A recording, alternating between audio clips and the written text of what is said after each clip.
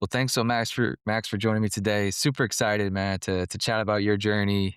Givebutter as a platform. You guys have built some incredible tech for the space that has long needed it, let's say. But before we get into Givebutter and everything you guys are building, what you have built, talk a little bit about that journey. Maybe what was the catalyst for you and founders to kind of sit down, look at the nonprofit tech ecosystem and say, hey, I think we can build something very innovative and substantial for the whole sector. What was that journey like, and maybe what was that light bulb moment? Yeah, well, thanks for having me. And it's actually particularly exciting because we are about to hit our 10-year anniversary since founding Givebutter. So it's fun to reflect on how far we've come and how far we still Unbelievable. are excited to go. But yeah, so we started in our college dorm room, me and my two co-founders, Ari, Krasner, later on Cohen. And we saw an opportunity for making change easier. We had been involved in various fundraising efforts throughout our lives, volunteering, fundraising, giving back, it's just a part of our value system. And all of us very entrepreneurial college students and had various technical backgrounds. We saw that there was just still a lot of friction between the change we wanted to see in the world and actually making it happen. And so we just kind of applied the skills we had and the opportunities we saw in crowdfunding Mhm. and the groups that we were a part of. And it wasn't much more than that. It was, hey, there's a bunch of different tools. Some of them are better than others, but are expensive. And you have to talk to a salesperson to get access to them. Yep. Some of them are easier to use, but don't necessarily have as much functionality. And in almost all cases, fees were not always transparent. And so we saw a big opportunity to bring transparency to the space and really just started with those kernels of a few ideas. And it's been fun to see it grow and take different shape ever Yeah. since. Amazing, man. You talked about 10 years. Obviously, a lot of lessons learned, a lot of iterations. Maybe talk about what Give Butter is for those who don't know, but also maybe from the beginning what it was to what it's blossomed into now with, several different features, different revenue streams. But maybe talk about what that phase one looked like versus now, sort of the breadth of the suite that's offered. Yeah, phase one was all about college students Mm, and young people. How do we get young change makers involved in philanthropy and making the world a better place? We had big aspirations to be that kind of connective tissue between large nonprofits who have generally aging donor bases and young people who want to see the world be a better place. And that's where it all started. And so we built a lot of tools for college students. We had a campus ambassador program. We called them butter ambassadors, and they spread the mhm. butter and just really leaned in on the butter thing, and that worked really well. And that was how we really got started. And many of those early adopters are some of them are employees at Givebutter, some of them went on to start their own nonprofits, some of them worked at nonprofits, and actually over time, one thing that was really cool to see was nonprofits became more and more our customers, users of what we had built, and their use cases grew and expanded Mhm. along with us. And so one of the things we noticed was a lot of our early adopters started using us for events more than just crowdfunding or peer-to-peer fundraising. They were actually using our donation forms at like a ticketing experience. And so we built Gotcha. in-person event tools. I remember in 2019, me and my co-founder flew to Atlanta for one of our biggest nonprofit users at the time called Brawl for a Cause. We were in the Mercedes-Benz Stadium. They were selling our tickets. We saw people with Givebutter tickets at the door, and we went in. And I'm a big football fan, so being at the same place where Tom Brady, had the big comeback against the Falcons was pretty full circle for me. But it's a charity boxing event, and they raised about $350,000 through our many of our tools, and that was kind of a big moment for us to have that validation for an event fundraising use case.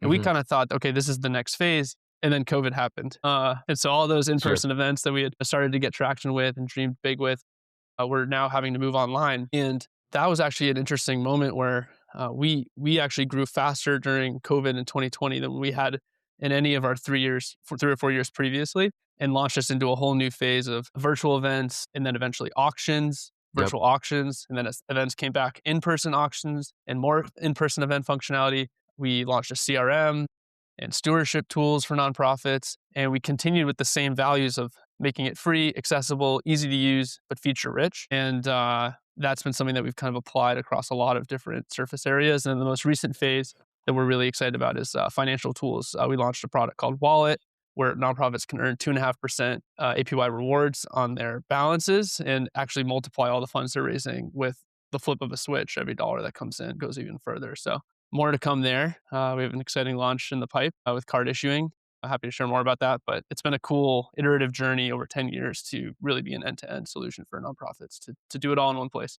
Going back to the early days, 2016, 2017, maybe early 2018, did everything always go smoothly or as planned, or was there some moments in time where you're like, this is a bit overwhelming, maybe we were a bit wrong, or you've always seen, steady growth from the beginning, or what some of those maybe difficult times were early on? Yeah, definitely not. I mean, we actually tried to raise money from investors early on and were rejected probably 100 times. I mean, I didn't keep track, but I got every reason in the book for why Givebutter was not an investable business. And it was interesting because so we tried it kind of in the onset. We were actually part of the GW pitch competition, and we were a semifinalist. We didn't win. It was a good kind of like you build these chips on your shoulder. You're like, well, we flew to San Francisco for Y Combinator. We didn't get in. Hmm. We're pitching investors. Didn't get, we're trying to drum up press. We're not getting stories. And all the while I've come to develop this philosophy of there's things that you can control and there's things that you can't.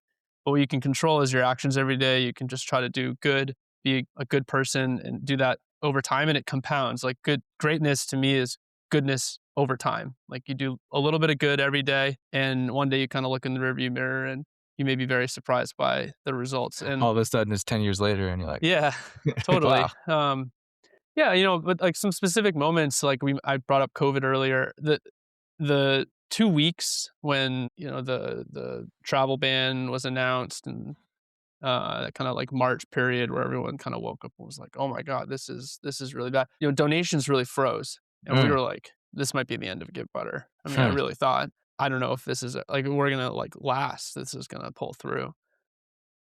And one thing I've learned and one thing I've come to love about the space that we are in is the resilience of change makers and the inherent desire for humans to improve their situation, their circumstance in the world. And what we saw rocket back in terms of fundraising, a lot of it was PPE related, the masks and shortages of supplies. Tons of people stepping up to support. That helped many people during that time, but it also in many ways saved Givebutter.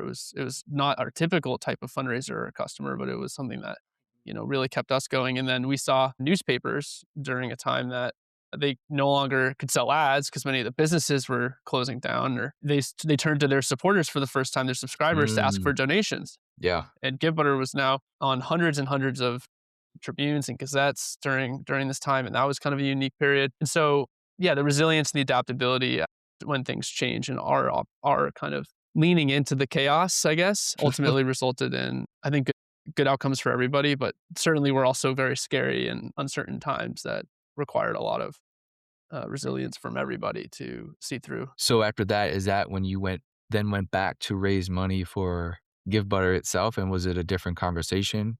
Because was it the growth trajectory that investors were all of a sudden interested in?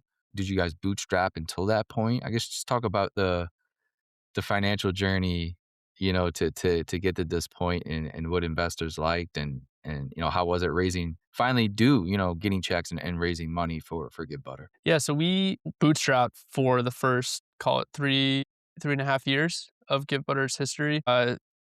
Again, not because we wanted to, but because that was the sort of circumstance. We were fortunate to be in college and had kind of the period of time to live in our dorm room and figure out the business. And just by the time that we graduated, I think we were earning maybe 15 to 30K in revenue, like just enough to have a studio apartment where it was also our office. I mean, there was a summer where we literally lived in a studio apartment with 2 bunk beds. We had an intern, and the benefit was we give you the fourth bunk bed, while you work with us. And I mean, we did everything we could to save money. We would go to Costco and buy everything in bulk. And, I can't even tell you how many, it was like yogurt, frozen vegetables, frozen chicken, bags of quinoa. Like that was just like, keep it simple. Right. And so we went through all of that. And I think, but sort of very slowly we're able to grow to a point where, I mentioned that event Yeah. where we had a org raising a couple $100,000, sold over 1,000 tickets. And we used that story and the momentum out of that to raise a very small angel round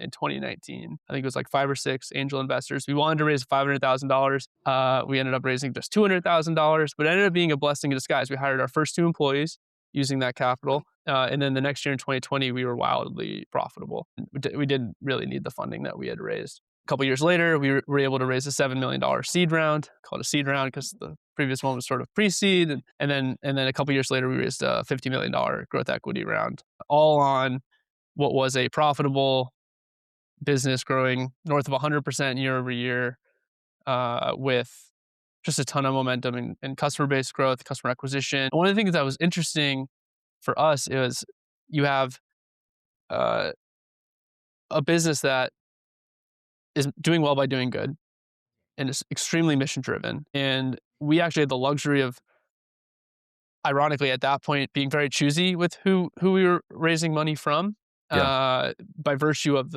almost the rejections that we received along the way. It was like in the beginning, it felt like we needed this, and at that point, we were able to lean into very aligned, mission driven. Other entrepreneurs who had bootstrapped their businesses, investors who wanted to build and invest in sustainable businesses, not necessarily what you might read in venture capital Yep. of burn, burn, burn, growth at all costs. So it's been a great aligned So journey. you guys have powered over $5 billion in donations. That sound about right? Yeah, well, I was just actually looking. We were over 9, and I Eh, was hoping we'd hit 10 billion by 10 years. We'll be like just a little late on that, but we can round up to 10. Well, with that data, you had mentioned, obviously events, maybe silent auctions. What are some of the fundraising trends you see right now from, the Givebutter lens? You see obviously all these campaigns being run and things being done in the sector. I guess what are some of the trends that you're seeing the last 12 months and maybe what you think you'll see the next 12 to 24 months from the nonprofit arena? I'd be remiss if I didn't mention AI. I think there's been a total change, even in the last 6 months, around AI and its capabilities and what you can do with agents. We're seeing huge gains internally. Hmm. We just shipped 85 updates just in January to our product, which is more than double year over year in terms of output. I'm really excited for the future of. I think that there's a lot of questions and challenges to think through with how we use these tools and what the future looks like with AI, but I also am optimistic that the opportunity for nonprofits to do more with less and to see their missions through and help people is drastically outweighs any associated risks. That doesn't mean we don't need safeguards and we don't need Sure. to think about how we use this tool and what it means for the world. But yeah, we're excited to deliver a future that I think helps orgs that are con- generally constrained in terms of resourcing. Their mission is their product. The product is their mission. Help see that through in an even more effective and leveraged way. So we're building a lot around that right now. We're announcing a lot of those things at our big event we call the Spread. It should be in September this year. And yeah, looking forward to And that's sharing more. releasing new Givebutter features for the platform for nonprofits to use. And you think there might be some AI tools nonprofits can leverage, perhaps? Yeah. I mean, to answer your question, I guess a little more like broader, what does that mean? One of the kind of core ideas that I think about all the time is you have nonprofit professionals who are in many respects, again, under-resourced, asked to do a lot with not a lot. And technology is a way to relieve some of that.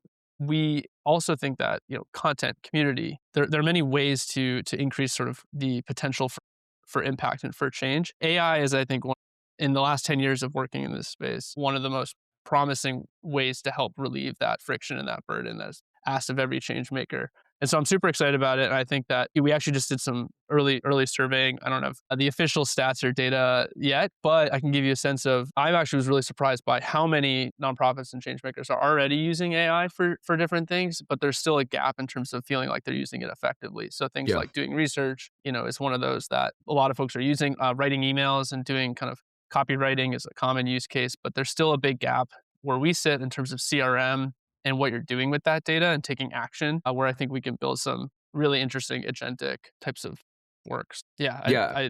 I'm looking forward to that. Yeah. It's, I kind of, I mean, sort of agree 100%.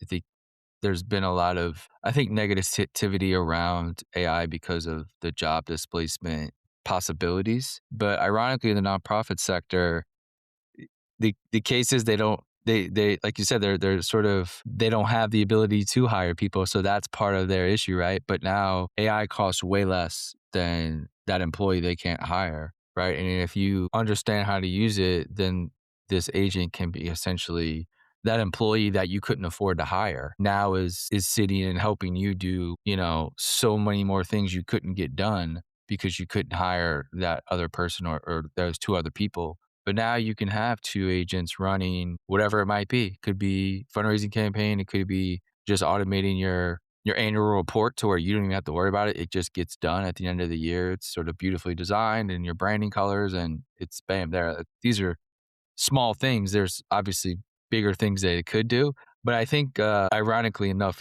it's a game changer like anything else for the nonprofit industry. And I hope that, me and you do a good job of reiterate, like talking about it in the positive ways they can use it, and other people instead of maybe the fear of it's going to take everybody's job. Of course, there'll be displacement in some areas, but you know, I think it's going to help every nonprofit at every sector be more efficient and more powerful. And I feel like Yeah. you probably agree with that sentiment.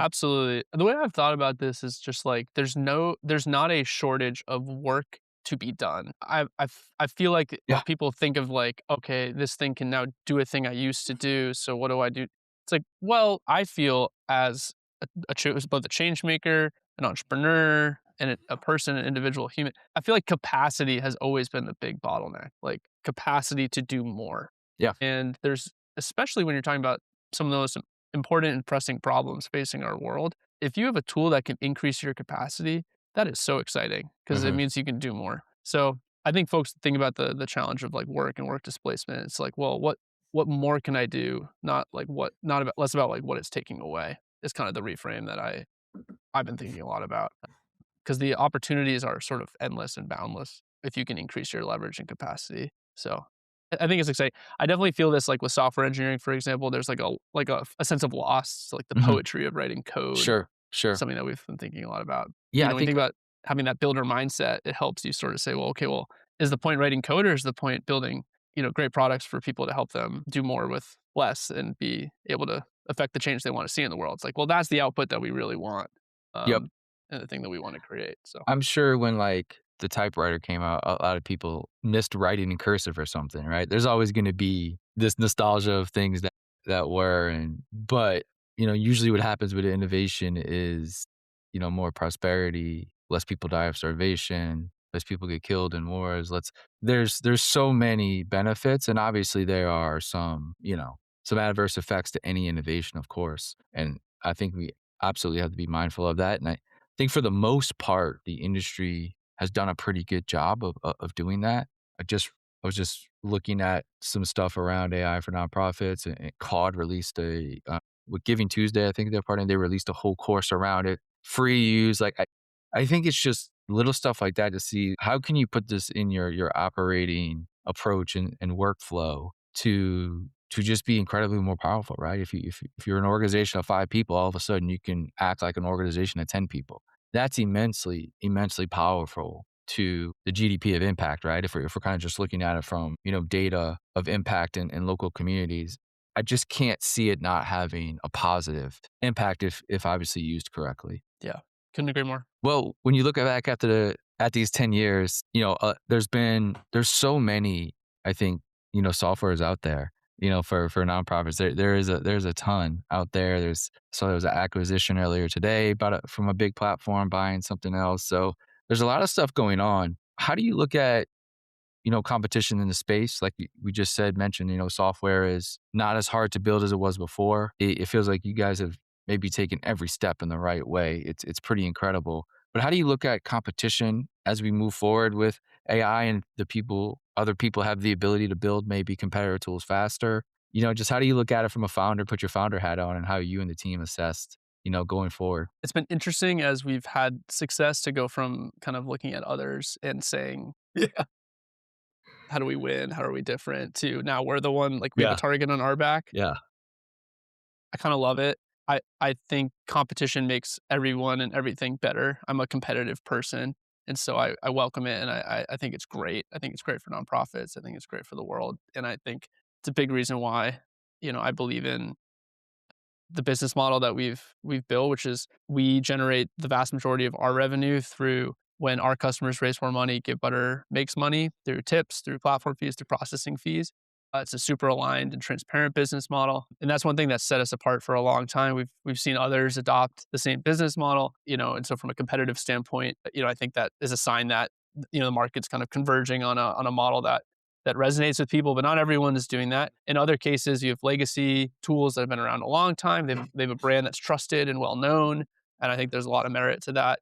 We're definitely a more disruptive, innovative, fast-moving company. We see a ton of orgs who are looking to modernize their CRM, their Yeah. fundraising tools. Like, we lead in many of those dimensions. There's an interesting trust angle that's become a big deal over the last year or two, where we've seen some major companies. I mean, this has always been an issue with outages or downtime, but recently there's actually been, I'll call it, instances of potential fraud and misuse of funds. There's a company in the space; it's public now, but Yeah. they held on to $29 million of customer funds that are currently frozen and potentially missing. Hmm.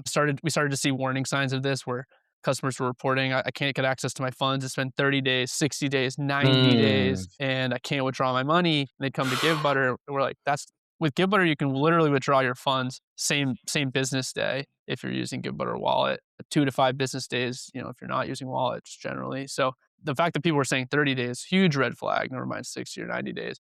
And then a couple months later, we hear about this. And so trust is a big thing. And so we've always leaned into transparency and trying to, do what we can to restore confidence and trust. Because the last thing that nonprofits need to worry about is like the technology that they're using and what's happening under the totally. hood. So, there's a couple angles there. I used to joke that we were the only platform with a mascot, but that's also since changed. You know, we've got our Mr. Butter avatar everywhere. You're going to see more of him in the next decade. Get excited for that.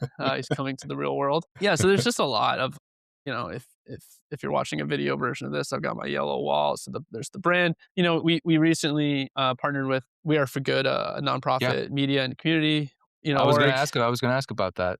Yeah. What was that, acquisition or acqui-hire? I was gonna Mm. get into that and just acquisition in general. Do you ever foresee Givebutter, acquiring? I guess let's talk about the We Are For Good platform first, and maybe that partnership, and then let's get into maybe possible acquisitions of other things maybe in the future, or how you guys conversate about that. Definitely. So We Are For Good, we acquired about, I think, 6 months ago, and we've been partnered with them for maybe 4 or 5 years going into that. So we had a long-standing relationship with John, Becky, Julie, and had an opportunity to sponsor some of the work that they were doing. We get closer with them, get closer with their community. Tons of alignment and shared values and shared vision for the future. We actually chatted several years before we officially came together, and we're chatting about kind of direction of content and community. They were thinking about doing a paid program Mhm. for a set of their content. We were like, hey, we're a free platform. We want to democratize access, and it was kind of an interesting. Like, we both reflect on that conversation in that moment as like kind of a core, like, your values show up when you have kind of conversations like that. And I think it was a really formative, like, when you look in the rearview mirror of, okay, there's actually a lot of alignment here before we even fully realized it. And so we ended up going in the same direction of democratizing access. For us, it's technology. For them, it was content and community, Mhm. and bringing those things together has just made a ton of sense. So we just had the We Are For Good summit that we helped power, and we had thousands of change makers tuning in virtually, hundreds joining locally. We had a meetup in New York that I was able to join that had over 100 people in attendance, which was super cool. And so being able to kind of bridge, people in person and bring those connections together has been a really important and exciting part of the vision of Givebutter and We Are For Good. And a lot of our customers, like, there's a whole world of industry events and industry conferences and sort of, I don't want to call it, maybe like legacy media, if you will. Sure. Yeah, yeah, yeah. We Are For Good is like bleeding edge stuff, and it's local. You don't have to pay $1,000 plus flights plus all this stuff to Yep. attend. It's Can get free. ridiculous. Yeah. Yeah, and it's in your backyard. So we're excited to continue to expand the footprint of the local meetups and hopefully enable those connections to happen, because I think that I've benefited so much from my peers and my mentors and people that I've met through community, and I think every change maker should have that. So hopefully we can keep enabling that more and more Great. together. So the We Are For Good brand will live on. It won't get. It'll just be Yes. powered by Good Butter. It won't go away. Yeah. Yeah. Full autonomy, Nice. editorial autonomy. When we came together, it was just like, how do we go bigger? How do we Yeah. do more? Team is amazing. We just feel lucky Beautiful. to work with them. Beautiful. Keeping on acquisition now that, like you said, you guys are sort of a nice, pretty big player in the industry. How do you look at acquisition in general? Do you ever think you'll go down that road of maybe acquiring, somebody smaller that does something unique or something like that? How do you think about that? Or is it just maybe now we're just growing, now we're just building. We're laser focused. We don't worry about anything else. Maybe what are those conversations like with you and the team? We've looked at different opportunities and continue to come back to our team is amazing. And in general, we would always prefer to build in house. And think it results in better products, better outcomes, a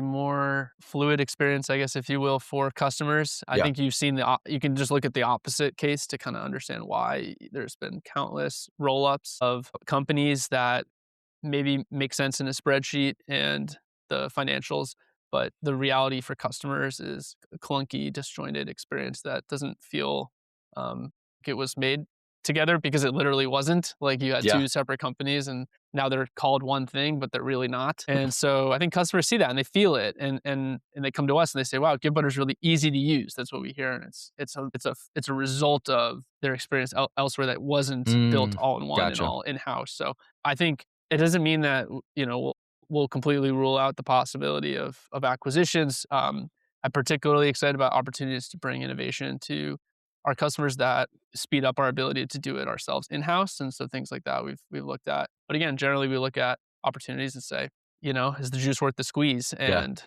I think We Are for Good is such a cool example of something that was like really outside the box. We've never seen anything like that in our space. We looked at HubSpot, who acquired The Yeah. Hustle, And Starter which is Story a too, just now. yes, exactly, yeah, as a kind of model for us. And Sam Parr is one of our investors of Givebutter, and so helped kind of think through like what does it mean to have media and tech come together. And a lot of what we tried to do is like we're students of startups, we're students of technology, and kind of trying to bring some of the success that I think other industries have seen, and trying to model what a category leading brand and company can look like for the nonprofit sector, which I think deserves it more than anybody. So hope to model a similar thing, which I don't think you look at most of those flagship companies, and it's an amalgamation of actually like 10 companies under the hood, right? So Yeah. Yeah. yeah. It gets so hard to migrate all that tech under one roof, and then it just becomes, almost a worse product than before, and it's really tough to do those heavy migrations on legacy systems, and so yeah, I mean, it's just timing is also everything, right? I mean, you guys had great timing as well. I'll end on last question is just really just about the future, man. I know obviously 10 years in, but what do the next 10 years look like?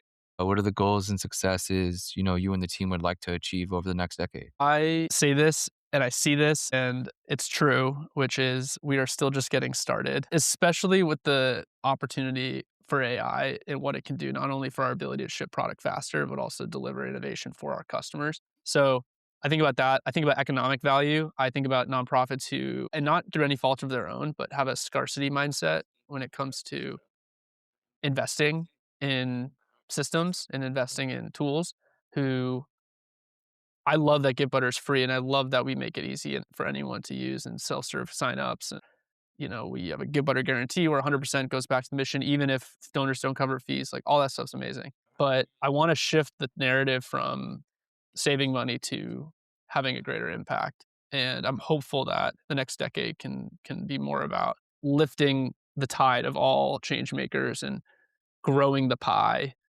and less about reducing and saving because we just don't have the Yeah. resources to do it, right? So that's a theme I'm really excited about in the next 10 years. I'd say the last one is this community note that we've been touching on. It's just I think we're better together. And Givebutter is a fully remote company, but we're making huge investments in bringing our employees together regularly. We have an offsite in San Diego in 2 weeks with our product org. I'm super excited for that. Awesome. And I think that we see so much benefit when we bring our teams together, and I'm excited to help do that for change makers, many of whom are operating as a solo founder, an all volunteer board or staff. So events are another great way to do that. How do we just like make events more fun? How do we bring young people into giving? Still, that's where we started, and still, I think a big thing that we can help organizations do is just make giving fun, because when things are fun, you want to keep doing them. And yeah, man, it's Mr. Butter's 10th birthday, so he's having a glow up. You're I gonna think see, Butterfest sounds like it might be upon us, huh? yeah, we had Butterfest, Butterball, ButterCon, whatever. I'm down. Real quickly, last question, I promise. Being fully remote, having a team, like how big is the team now? And now with AI, right? I think the issue is not necessarily taking like eliminating jobs, but the ability for people to get hired is, I think, the biggest question mark right now for the generation coming up, because there's just not that openings, because AI can essentially maybe do what they used to do, right? That sort of entry level type of thing to learn the system. How do you look about hiring going forward with the advent of AI? And do you see you and the org stop hiring, or maybe you'll just hire less, or even hire more because you'll grow faster, right? There's all these different dynamics and areas you can go into. Yeah, so we're about 150 people globally, and we're hiring like crazy. We're gonna be over 200 by the end of the year. So we're actually accelerating hiring. And it's a lot of it's because of what I said earlier. I see more opportunity than ever, and you need people to seize those opportunities. Like, people need to orchestrate the tools and technology to go do stuff. And I think that maybe the profiles are shifting into AI literacy. I think there's this misnomer about AI education and fluency. Like, AI is still so new to many of us, so it's not like we're expecting people to be like AI experts and AI savants, but we are starting to include it in our competencies for internally and when we hire, to have a understanding of people, how they've used it and their use cases. And I think that you're seeing probably a rise of generalists over specialists, which is Yep. an interesting kind of shift. Historically, maybe if you're super specialized in an area, that specialty is now becoming more like general intelligence, if you will. It's not that those roles go away. I just think it's maybe the bar is higher, or there's fewer of them and they're more strategic. But yeah, I think there's still so much need for support in sales, and people want to talk to people. Like, no one wants to live in a world where AI is just doing everything. Like, that's like a really sad world. That's like utopia. It's not I don't know. So I don't really buy that. I think there's just like more opportunities to go do stuff to make the world better. There's like an infinite, endless opportunity to go do that, and we need people to go make it happen. So we're actually accelerating hiring, and I think that different companies are reacting differently based on their individual circumstances. And in our case, we're like, this is our moment. Like, let's Yep. go. Let's put our foot on the Yep. gas. We're excited. Yep. Amazing, Max. Thank you so much for taking the time. I know you're busy. Always appreciate people taking the time out their busy day to kind of reflect, and what a better moment to do it, 10 years. So congrats to you and the team for what you built so far, and best of luck for the next decade. Thanks, Grant. Appreciate you having me on.